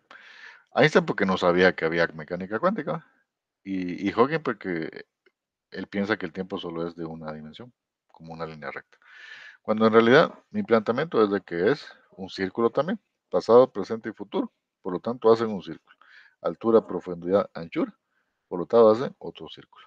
Entonces ahí tenemos tiempo y espacio. O las dos concepciones antagónicas, materia y antimateria. Así que ahí tenemos el principio de los primeros dos contrarios, ¿verdad? Por otro lado, tenemos que la gravedad es igual a 4 tercios de pi multiplicado por la fuerza electronuclear elevado al cubo. Así que esa es la ecuación de la circunferencia y ahí se puede determinar pues el volumen de la gravedad. Por otro lado tenemos la ecuación de Fibonacci, ¿verdad? Entonces ahí la tenemos como una síntesis, ¿no? Porque tenemos como una tesis la ecuación pitagórica, ¿no? Como una antítesis la ecuación del volumen, ¿verdad? O alquímica, digamos, ¿no? Y por la síntesis entonces tenemos cómo unimos estas dos en un pensamiento de espiral, ¿verdad? Que es la famosa progresión de Fibonacci. Entonces tenemos que y la unión pues de esas dos cosas provoca una evolución hacia volúmenes y sólidos platónicos, lo cual todos se integran en la ecuación del toroide, donde dice que la materia es igual a 2pi elevado al cuadrado por la gravedad elevado multiplicada por la fuerza electronuclear elevado al cuadrado. Así que aquí tenemos básicamente las cuatro ecuaciones que yo estoy proponiendo para explicar la integración entre la relatividad especial y general, ¿verdad? Con la mecánica cuántica, ¿verdad? Es decir, el trabajo de Einstein y el trabajo de Hawking que quedó inconcluso. Aquí lo estoy resolviendo yo con cuatro ecuaciones. La primera que es la ecuación pitagórica para definir la integración del yin yang, digamos pues. La segunda que sería el- la ecuación alquímica o de volumen, ¿verdad? O de la esfera, ¿verdad? Porque esa interacción pues entre un círculo y otro de antimateria, ¿verdad? Generan, ¿verdad? A nivel físico que existe un tránsito de cantidad que le da un crecimiento, ¿verdad? Que provoca los sólidos platónicos, que llenan una esfera, ¿verdad? Y ese crecimiento, ¿por qué está gobernado? Pues por la espiral de Fibonacci. Entonces, la gravedad menos un ciclo más la fuerza electronal menos dos ciclos, entonces ahí va creciendo ese volumen de esa esfera, que al final, topológicamente, es igual a un toroide, es decir, un sistema autoorganizado. Entonces, aquí tenemos el planteamiento, pues, el origen del Big Bang con su materia y antimateria, y su posterior evolución hacia esa figura toroidal, ¿verdad? Que es el principio de la primera estrella. Entonces ahí tenemos que esa figura toroidal es igual a esta de aquí, que es de los sólidos platónicos, de la cual sale el árbol de la vida o el pensamiento cabalista, que ya los antiguos maestros habían hablado de esto. Entonces, ahora vamos a hacer la comprobación. Comprobación lógica. Partiendo de la concepción hegeliana, tesis, antítesis y síntesis, vamos a desarrollar la ecuación de la teoría del todo. ¿Cómo se relaciona una fuerza positiva, es decir, una tesis, una fuerza negativa, es decir, una antítesis, una fuerza neutra, es decir, una síntesis? Entonces, el átomo a nivel ontológico general se describe matemáticamente así. Partiendo de la concepción que genera tesis, antítesis y síntesis, vamos a desarrollar la ecuación de la teoría del todo. ¿Cómo se relaciona una fuerza positiva, es decir, una tesis? ¿Cómo se relaciona una negativa, es decir, una antítesis? Y una fuerza neutra, es decir, una síntesis. Entonces, a nivel atómico, la fuerza positiva pues, es el protón. La fuerza negativa, el electrón. Y la fuerza neutra, el neutrón. ¿Verdad? A nivel social, la fuerza positiva es el activo, la fuerza negativa es el pasivo y la fuerza neutra es el capital. Y a nivel cosmológico o cósmico sería la fuerza positiva es la fuerza electronuclear, ¿verdad? O blanca, gobernada por la luz, y la fuerza negativa o gravitatoria, gobernada por la atracción y por el color negro, ¿verdad? Y la fuerza neutra que es la masa, ¿verdad? Entonces, así es como se resume pues el planteamiento, ¿verdad? Tesis, antítesis y síntesis, activo, pasivo y activo, pasivo y capital. Y a nivel cósmico, pues fuerza electronuclear, fuerza gravitatoria y masa, ¿verdad? Entonces, el ejemplo, aplicación de la teoría general de la teoría del todo a nivel social. A nivel social, una fuerza positiva de activo X, por ejemplo 6, ¿verdad? Una negativa de 4, ¿verdad? Y un capital de 2, ¿verdad? Entonces tengo 6 de activo, ¿verdad? 4 de deudas y tengo 2 de capital, ¿no? Entonces aplicando la ecuación canónica de la circunferencia, cosa que a ningún contador se le ha ocurrido, ¿verdad? Porque a nivel de física pues no se ve todo en 3 dimensiones, sino que en 2, ¿verdad? Pero aplicando eso a la ecuación de la circunferencia, tenemos que x menos h elevado al cuadrado más y menos k elevado al cuadrado es igual a r cuadrado. Entonces, dos soluciones. La primera solución es el centro que es diferente al origen, o sea, h, k y r. Es como decir la primera estrella, pues, diferente al origen, ¿verdad? Entonces, En este punto es un punto hipotético X, con un radio 6 en el plano cartesiano. Entonces tenemos que el punto hipotético es menos 4 y menos 2 y el radio es de 6, por ejemplo. Entonces, aplicando la ecuación canónica de la circunferencia, tenemos que x menos h al cuadrado más y menos k al cuadrado es igual a r cuadrado. Entonces, despejando la parte neutra, tenemos que y menos k al cuadrado es igual a r cuadrado, es menos x menos h y todo eso al cuadrado. Entonces, le sacamos la raíz cuadrada y queda que y menos 2 es igual a 6 menos x menos 4. ¿Qué significa eso? Aquí está. Entonces, eh, eh, el punto es 4 menos 2 y 6. Entonces ahí tenemos menos 4 menos 2 y 6. Entonces, en el eje de las X tenemos menos 4. En el eje de la Y tenemos menos 2. Entonces ahí está el punto. En el punto menos 4 menos 2. Ahí está el origen. ¿Verdad? Menos 4 menos 2. ¿Verdad? Entonces ahí tenemos pues como la interacción entre una cosa positiva y una cosa negativa y una cosa neutra genera un círculo diferente al origen. ¿Verdad? Que aquí podría ser la primera estrella. ¿Verdad? Ahora, vamos a la segunda solución. ¿Verdad? El origen del centro. O sea, ahora el origen va a ser el centro. Pues. Entonces, x menos 2 más y menos 2 es igual a r al cuadrado. O sea, x al cuadrado más y al cuadrado es igual a r al cuadrado. Entonces, eso a la hora de sustituirlo tenemos menos 4 al cuadrado más 2 al cuadrado es igual a 6 al cuadrado. Y si le sacamos raíz cuadrada, tenemos que 4 más 2 es igual a 6. ¿Verdad? La misma ecuación del activo, ¿no? Que tenemos 6 de activo, 4 negativo y 2 de capital, ¿no? Entonces, ¿qué significa la línea que une X y Y? Si es una pendiente perfecta a 45 grados, significa que el pasivo y el capital son iguales. Pero si la pendiente no es perfecta, sino más horizontal que vertical, entonces hay más pasivo y capital. Y si la pendiente es vertical, más vertical que horizontal, significa que hay más capital que deuda. En otras palabras, a nivel social, la suma del pasivo y el capital es igual al activo. ¿Sí o no? ¿No? Entonces, digamos que el pasivo es 4 y el capital es 2. Entonces, ¿cuál es la suma de eso? 6. Entonces, 6, que es lo positivo, ¿verdad? Es el resultado ¿de, qué? De sumar lo negativo y lo neutro. ¿Sí? Entonces ahí tenemos como la ecuación también se puede aplicar para las finanzas. Entonces, obtener el centro del radio y de una circunferencia dada la ecuación. Entonces aquí tenemos x al cuadrado más y al cuadrado es igual a 36. Entonces ahí es lo que explicaba. Entonces aquí tenemos el origen en cero, ¿no? Entonces aplicamos la fuerza positiva, la fuerza negativa y la neutra y nos queda, ¿verdad? Una circunferencia original, ¿verdad? Donde dice que hay un 4 y un 2 de el lado negativo, digamos. Entonces, ¿qué significa 4? Si nos lo analizamos acá, ¿qué es lo más negativo? Significa que como está más inclinado para acá, ¿verdad? Entonces se debe más, ¿no? Y si estuviera menos inclinado y más sesgado hacia la Y, pues sería más propio, ¿no? Pero independientemente de sus, ¿verdad? Variaciones, ¿verdad? O de sus funciones, que puede ser pegado a 2 o puede ser pegado a 4. La circunferencia es igual, ¿verdad? Y aquí equivale a 36, ¿verdad? Que sería, sacando la raíz cuadrada, pues a 6, ¿no? Entonces, tenemos que la circunferencia, independientemente de los valores positivos y negativos, siempre va a ser la misma, ¿verdad?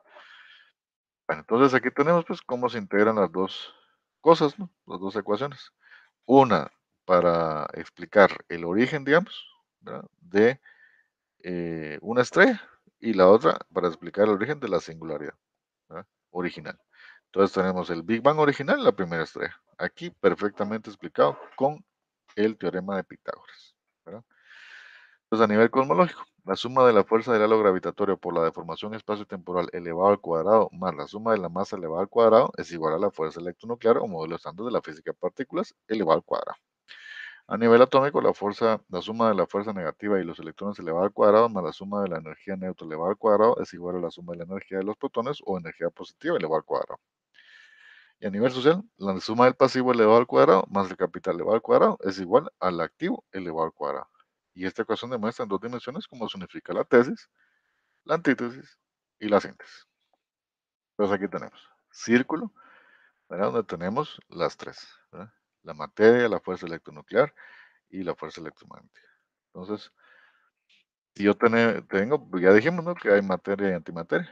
Entonces, al unir estas dos, ¿verdad? Se forma la figura que se llama la vésica Piscis, que a nivel ontológico general, es decir, geométrico, es el origen que se forma por la unidad lucha de contrarios, materia, antimateria, hombre, mujer, etcétera, etcétera.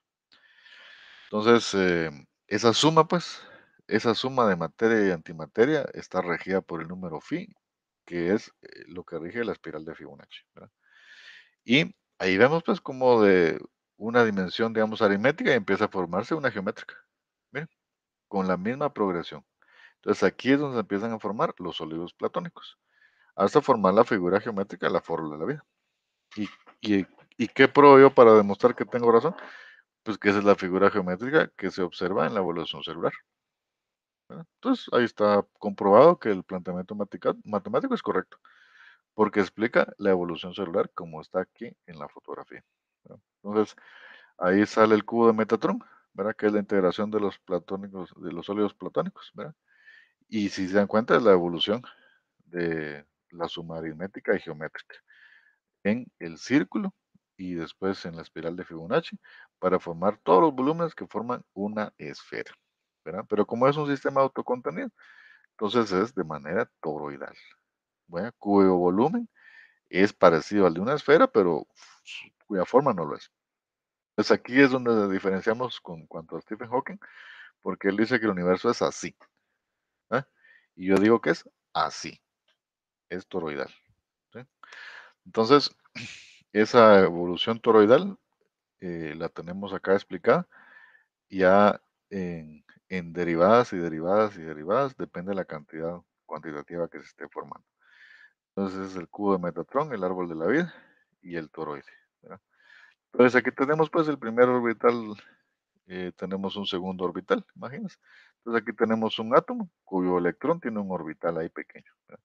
Ahí tenemos un segundo orbital, allá tenemos, ¿verdad?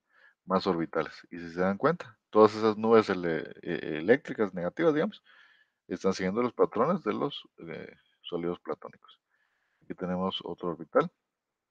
Si se dan cuenta, aquí se va formando, ¿eh? O sea, aquí tenemos el eje de las X, el eje de las y esos orbitales de los átomos siguen esas figuras geométricas de los platones, de sólidos platónicos. Entonces aquí vamos viendo cómo va creciendo, depende la configuración eléctrica de cada átomo, ¿verdad? Entonces aquí tenemos un ejemplo. Si tenemos el hidrógeno, pues ahí está su configuración eléctrica, ¿verdad? El berilio, pues es una configuración eléctrica distinta. Porque si miramos el hidrógeno y el berilio, ¿verdad? Vemos que ahí que tienen configuraciones eléctricas diferentes, con dos spin. Aquí tenemos el flúor, aquí tenemos, entonces, como el litio y el berilio, por ejemplo, son átomos, pero que tienen configuraciones diferentes. O sea, los electrones se comportan de manera distinta porque son diferentes cantidades, ¿verdad? Entonces, así tenemos pues diferentes átomos que van evolucionando. Así que la teoría electromagnética clásica, ¿verdad? Es la que ve toda esta evolución, ¿verdad? Y la ecuación que acabo de proponer también se aplica acá. O sea, que no solo a las finanzas, sino que también a la teoría electromagnética clásica, la cual estudia la descripción de las leyes que rigen los fenómenos eléctricos y magnéticos. El electromagnetismo es una teoría de campos. Ejemplo, la carga del imán que perturban el espacio a su alrededor. Entonces, un hilo y una pelota pendiente de un hilo, revestida de una pintura negra semiconductora, a la par izquierda de una esfera medio metálica hueca, sobre un pedestal no conductor, y si una regla la fricciono y la acerco a la esfera hueca en un pedestal, el campo se perturba. Entonces, del paño a la regla, de la regla a la esfera y la bolita pendiente de un hilo, se puede observar que la bolita se perturba. Entonces, aquí tenemos el ejemplo. Entonces, tenemos los elementos. Tenemos el pedestal de madera, tenemos el hilo, ¿verdad? Donde está colgando la bolita de material semiconductor, ¿verdad? Tenemos el paño, tenemos la esfera metálica, tenemos el pedestal de plástico y tenemos la regla. Entonces, si hacemos este experimento, ¿verdad? Entonces, eh, agarramos el paño, la regla, lo friccionamos y sale estática. ¿Ves? Si esa regla con estática la acercan a esa esfera metálica hueca en un pedestal eh, que no es conductor, van a ver que esa estática hace que la bolita que está ahí empiece a vibrar, ¿verdad? Porque está hecho un material semiconductor. Entonces, ¿cómo pasa eso? Imagínense, hacemos así con el paño, esa estática la acerco a esa esfera y la bolita se mueve. Entonces, cualquiera podría pasar que es magia. Y no es magia, sino que es perfectamente las leyes de la mecánica cuántica explicando cómo la fuerza electromagnética se está transfiriendo de una cosa a la otra, ¿verdad? Entonces, aquí tenemos las diferentes configuraciones electrónicas de toda la tabla periódica de elementos y el modelo atómico clásico, que también está explicado con estas mismas ecuaciones. Así que estas ecuaciones que planteo no solo explican, digamos, cosas financieras, sino también cosas atómicas. Entonces ahí tenemos cómo el modelo explica una cosa, y si lo explica es porque está bien planteado, ¿verdad? Entonces el átomo, según Demócrito, tenemos que es una fracción más pequeña posible que se haya usado, es sólida y son distintos materiales, ¿verdad? Entonces es un modelo filosófico. Ahí tenemos el modelo de Dalton, que sigue con el pensamiento de partículas. Y bueno, tenemos el modelo de Thomson, que se basa en la idea del átomo como una esfera de electricidad positiva, de densidad de carga uniforme, donde estaban incrustados los electrones. Y esta descripción del átomo no era muy satisfactoria porque no servía para predecir o explicar las propiedades químicas del átomo, y solo explicaba la naturaleza eléctrica. Entonces surge el modelo atómico de Schrödinger, que es el modelo actual, en el año 1926. Entonces, Joseph Alexander, apoyándose en los principios de Louis Broglie, o sea, la mecánica ondulatoria de Werner Heisenberg, estableció una ecuación matemática que al ser resuelta permite obtener una función de onda, la cual presenta la probabilidad de encontrar el electrón en una región delimitada del espacio. Entonces, el modelo de Schrödinger, el electrón es una onda, ya no tiene trayectoria.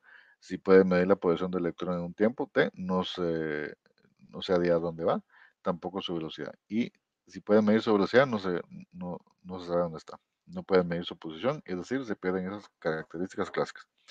Es decir, que la mecánica cuántica es probabilística con una función de onda, que más o menos se puede ver aquí, ¿verdad? Las diferentes funciones de onda. Entonces, esas diferentes funciones de ondas son los que dan función, cuadran pues con el modelo de los sólidos platónicos, ¿verdad? Pues la función de onda se parece a la segunda ley de Newton. Ahí vemos que todo está integrado. Entonces ahí están los niveles cuánticos, ¿verdad? Niveles de energía, subniveles orbitales, electrones máximos en el nivel de 2 n al cuadrado. Entonces los rayos catódicos son desviados por un campo magnético y el rayo está compuesto por partículas cargadas electrónicamente, a las cuales llamó electrones porque son desviadas por un magneto, ¿verdad? Entontonces, Thomson decidió medir la relación entre la carga de esa partícula de electrón respecto a su masa. Es igual a 1.75, etcétera, por 10 elevado a la 11. Sin embargo, en 1909, el experimento de Millikan tenía como objeto medir la carga del electrón, que es igual a 1.60, etcétera, etcétera, por 10 elevado a la menos 19 coulombs, encontrándose así la masa que es igual a 9.10, por 10 elevado a la menos 31.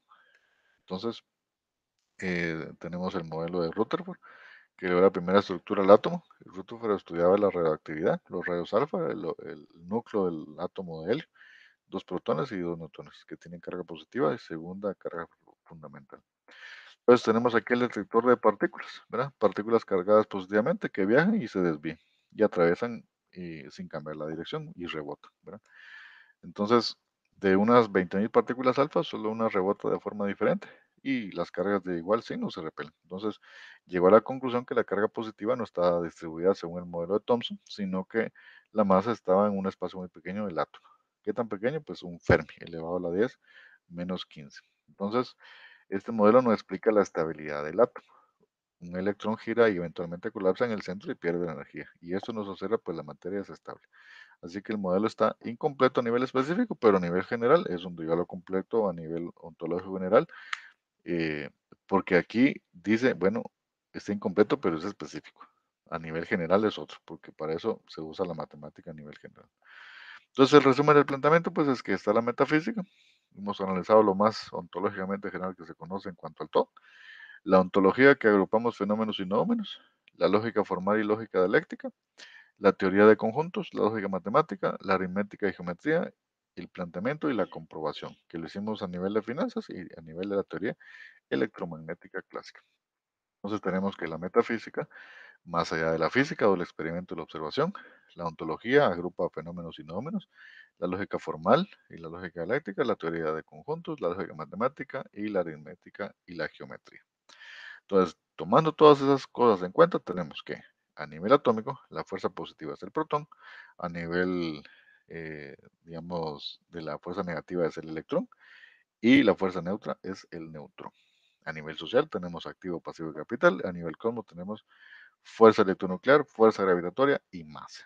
Entonces tenemos que, aquí el ejemplo sería, el activo es igual a 6, es igual a R cuadrado, la fuerza negativa es 4, ¿verdad? Y la fuerza neutra es 2. Entonces aplicando la ecuación canónica de la circunferencia, tenemos acá el planteamiento, ¿verdad?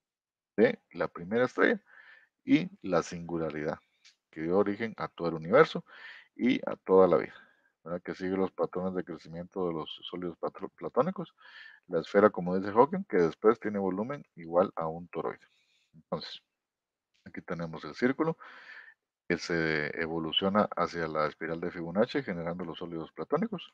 Después se genera el volumen de una esfera que desde el punto de vista geométrico es igual a un toroide, como todo lo que hay en el universo, y así es como un toroide de materia y de antimateria se unen y forman el primer ente, ¿verdad? El primer ente que se llama el tiempo y el espacio o el Big Bang. Entonces, cuando toda la luz empieza a desaparecer porque el halo gravitatorio empieza a agrupar, entonces se forman las primeras constelaciones, las primeras masas de energía, de hidrógeno, y se empiezan a hacer las primeras agrupaciones, las cuales se conocen como galaxias, formaciones grandes de galaxias, y bueno, y sistemas solares, ¿verdad? Entonces, gracias a los estudios de la astronomía, Oparin sabía que en la atmósfera del Sol y de Júpiter y de otros cuerpos celestes existen gases como el metano, el hidrógeno y el amoníaco. Y esos gases son sustratos que ofrecen el carbono, hidrógeno y nitrógeno, los cuales además del oxígeno presentan en baja concentración en la atmósfera primitiva y más abundantemente en el agua, y fueron los materiales base para la evolución de la vida, de lo que hablamos carbono, hidrógeno, nitrógeno y oxígeno. Así que de ahí salen pues los primeros coacervados o digamos las primeras combinaciones de esos tres elementos, carbono, nitrógeno, hidrógeno, oxígeno. ¿Por qué? Porque en el centro del planeta Tierra hay carbono, ¿verdad? Hay fricción, entonces eso provoca calor, el calor eh, sube, se encuentra con el agua, entonces ahí existe la fusión con el hidrógeno y entonces empiezan a formar los primeras eh, digamos, coacervados, que son integraciones, digamos, eh, eh, todavía no multicelulares, sino que ahí es donde se forma la primera célula, o organismos unicelulares. Y la combinación de esos forman organismos pluricelulares. Entonces, eh, para explicar cómo podía haber el agua en un ambiente ardiente en la Tierra primitiva, operen solo los conocimientos de geología. Los 30 kilómetros de espesor medio de la corteza terrestre construyen una roca magnética, evidencia sin duda la intensa actividad volcánica que había en la Tierra. Y se sabe que actualmente se ha expulsado cerca de un 10% del vapor de agua, junto con el magma, y probablemente también ocurría de esta forma antiguamente. La persistencia de la actividad volcánica durante los millones de años habría provocado la saturación de la humedad de la atmósfera, en ese caso el agua ya no se mantendría como vapor. Y Oparin conjeturó que la alta temperatura del planeta, la actuación de los rayos ultravioleta y las descargas eléctricas en la atmósfera podrían haber provocado las reacciones químicas entre los elementos anteriormente citados y esas reacciones darían origen a los aminoácidos, a las proteínas y a las moléculas orgánicas, ¿verdad? Que empezaron a evolucionar. Las temperaturas de la Tierra primitivamente muy elevadas bajaron hasta que permitieron una condensación del vapor de agua. Y en este proceso también fueron arrastradas muchos tipos de moléculas como varios ácidos orgánicos, materia en movimiento relativo e inorgánicos, o sea, materia en reposo relativo. Sin embargo, las temperaturas existentes en esta época eran todavía lo suficientemente elevadas como para que el agua líquida continuase, digamos, evaporándose y licuándose continuamente.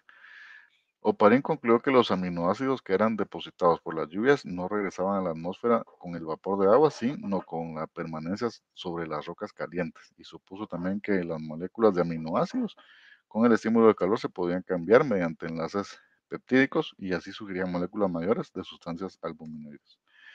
Entonces, la insistencia de las lluvias durante millones de años acabó llevando a la creación de los primeros océanos de la Tierra, y hacia ellos fueron arrastradas con la lluvia las proteínas y aminoácidos que permanecían sobre las rocas durante un tiempo incalculable.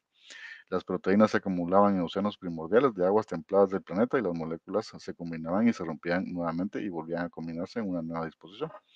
De esa manera, las proteínas se multiplicaban cuantitativa y cualitativamente. Disueltas en agua, las proteínas formaron coloides y la interacción de los coloides llevó a la aparición de los coacervados. Un coacervado es un agregado de moléculas mantenidas y unidas por fuerzas electrostáticas, y esas moléculas son sintetizadas abióticamente. Oparin llamó coacervados a las protobiones. Y un protobionte es un glóbulo estable que es un propenso, digamos, a una autosíntesis y se agita una suspensión de proteínas, polisacáridos y ácidos nucleicos. Y muchas macromoléculas quedaron incluidas en los coacervados. Entonces, de los coacervados, pues cuando ya había moléculas nucleoproteínicas, cuya actividad de la manifestación de caracteres hereditarios es bastante conocida en los coacervados, pasaron a envolverlas y aparecieron las microscópicas gotas de coacervados envolviendo nucleoproteínas. Y en aquel momento faltaba solo que las moléculas de las proteínas y los líquidos se organizasen en la periferia de cada eh, gotícula, formando la membrana lipoproteica y estaban formando entonces las formas de vida más rudimentarias. Ácido Pareto abrió un camino donde los químicos orgánicos podrían formar sistemas microscópicos y localizados posiblemente, precursores de las células. Así que en esa línea ordenada de procesos biológicos van avanzando cada vez más. La importancia y la competencia de la velocidad de crecimiento va sobre la que actúa la selección natural, determinando la forma de organización material que es característica de la vida actual. La importancia de la teoría de Oparin es que completa el asesinato, digamos, de la teoría de la generación espontánea. Nótese que la teoría de la generación espontánea es curiosamente parecida a la teoría del Big Bang. Ambas teorías presentan a las entidades cosmológicas o biológicas como que si apareciesen de la nada, como si por un acto de magia los entes cosmológicos o biológicos se presentaron de una sola vez. Si la ciencia ha derrumbado la teoría de la generación espontánea, ¿por qué los físicos actuales se esfuerzan por revivirla en sus conclusiones del Big Bang? Es decir, ¿no es esto querer regresar a las conclusiones pseudocientíficas que ya superaron? Aquí se acaba de mostrar de que nada se crea de la nada, sino que todo evoluciona de lo simple a lo complejo. Entonces, hemos revisado a lo largo del camino que siguió el desarrollo de la materia que condujo a la aparición de la vida en la Tierra, y al comienzo vimos que el carbono se dispersó en átomos sueltos por la atmósfera incandescente de las estrellas. Después lo encontramos formando parte de los hidrocarburos que se formaron sobre la superficie de la Tierra, y más adelante esos hidrocarburos dieron derivados oxigenados y nitrogenados y se transformaron en las sustancias orgánicas más simples, en las aguas del océano primitivo, y esas sustancias constituyeron, digamos, los primeros cuerpos complejos, los cuales por la acción pues de la caza y la persecución, algunos huyen del océano hacia la tierra y se van formando los primeros anfibios, de los cuales surgen los primeros reptiles, y los reptiles surgen, digamos, construidos sobre ese cuerpo eléctrico, que es el sistema nervioso, el cerebro de los mamíferos, ¿verdad? Que primeramente surgieron organismos unicelulares, después organismos pluricelulares que exploran nuestro planeta. De esta manera, la ciencia ha echado por tierra las lucubraciones ilógicas sobre el origen espontáneo de la vida. Entonces, aquí se hizo la afirmación de Oparin, ¿verdad? Fue comprobada por el experimento de Stanley Miller y Harold Urey, y en Wikipedia se puede ver cómo se hizo el experimento, cómo la vida se puede lograr con la combinación de esas moléculas bioquímicas.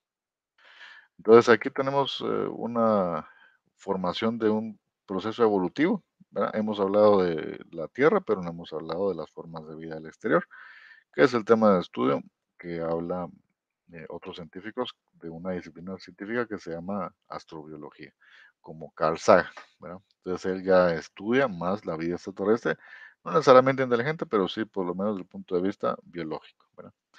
Entonces, aquí tenemos ya la formación de organismos más pensantes, más desarrollados, y todas esas pues son alegorías de la unión entre el cerebro reptil y el cerebro mamífero, ¿verdad?